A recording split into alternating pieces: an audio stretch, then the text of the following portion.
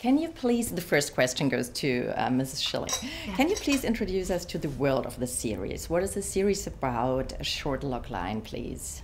Well, the beginning of the series, season 1, it's based on the book called Orange is the New Black, and it starts with I play Piper Chapman, a woman who took a lover right after college and for love smuggled drugs over international borders and put aside that life and fell in love with a man, and 10 years later, after leading a very normal life in Brooklyn, New York, was turned in by her ex-lover and sent to a federal penitentiary for 15 months.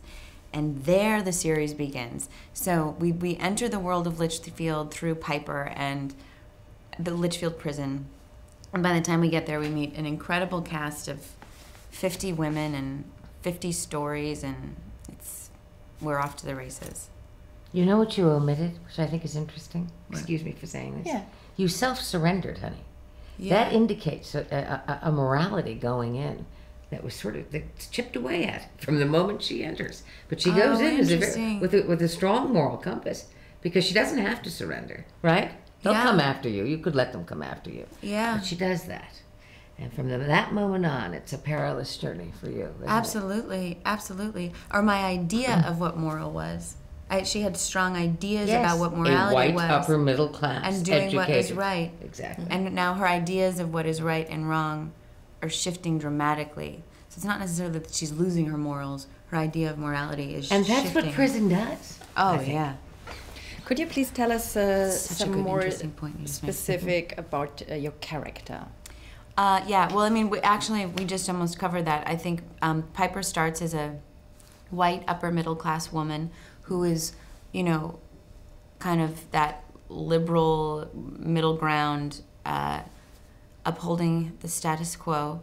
And as she enters prison, she's really forced to reconcile with who she really is, what morality is, what she believes in, what her values are, and ask questions of herself that she's never had to ask. And she changes dramatically. She really changes dramatically, as one does when they hit those moments in their life where things cannot proceed as they have up until that point. Mm-hmm. Could you please tell us, Mrs. Mulgrew, what kind of reactions do you get from the audience in the States? Wonderful reaction to Red. Moving and ardent. Often a woman will call across the streets. I live in New York. Will call from across the street. Red, is that you? Is it you? And I'll have to affirm that, right, or confirm it. And then she'll say, I love, right? So I know that something is really...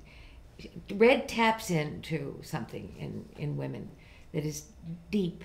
You could say that it's the maternal aspect of us. You could say that it's the part of us that wants to be excellent, that wants to be good, that wants to be strong, that wants to survive.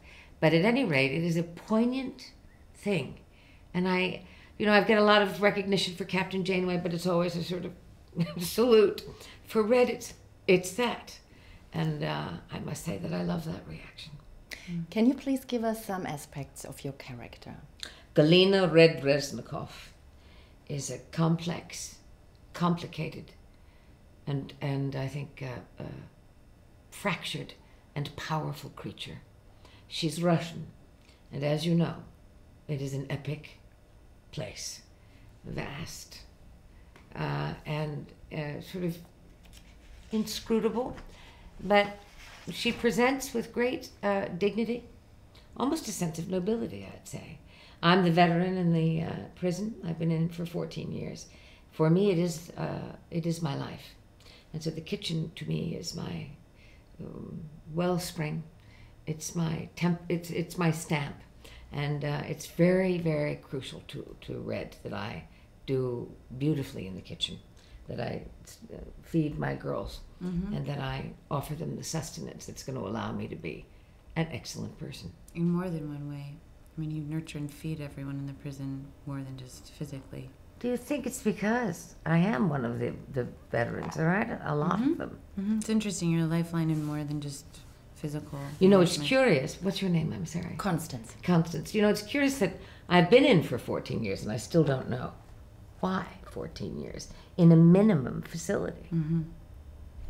It's strange. Yeah, I know. I can't quite. We don't have answers to everything, which is part of the beauty of it, I think. We're on tenterhooks just as much as you will be as the audience. I get every episode. Taylor gets her. You know, we rifle through madly wondering. What's going to happen? This is Genji's genius, Genji Cohen. She knows how to keep everything going. So one last question to Mrs. Schilling. How has life changed because of your fame? Well, it's interesting. It's hard to think of it as fame. What does happen, what is very exciting is I feel by being able to go to work on the show on a regular basis, it just feels so wonderful to feel so creatively satisfied and fulfilled, and like I'm fully engaged in a project and a character that I love consistently, and that's been the biggest gift of this show. I feel all in. I feel all in creatively, and that is just heaven sent. That there's nothing better than that as an actor. Thank you. And one last question: do you think that Netflix has become a phenomenon, and why? Clearly, it's a phenomenon. I mean, I think we're witnessing that right now. But it's a bit like a tsunami, isn't it? You don't know it's there until it's there. It's upon you. And that's what's happening right now in Deutschland. It's true. I really have to agree. I mean, I've found that the way Netflix is offering entertainment to an audience is so empowering, and it's the way that me and my friends and I have watched TV shows for the last few years. You know, nobody really waits until, Tuesday night at 8 to watch a show. It's kind of everybody sort of watches it when they want. And Netflix is kind of just taking that and harnessing it. And it is so empowering to have this vast array of whatever you want to watch. You can do it whenever you want. I mean, it's pretty great. It's great.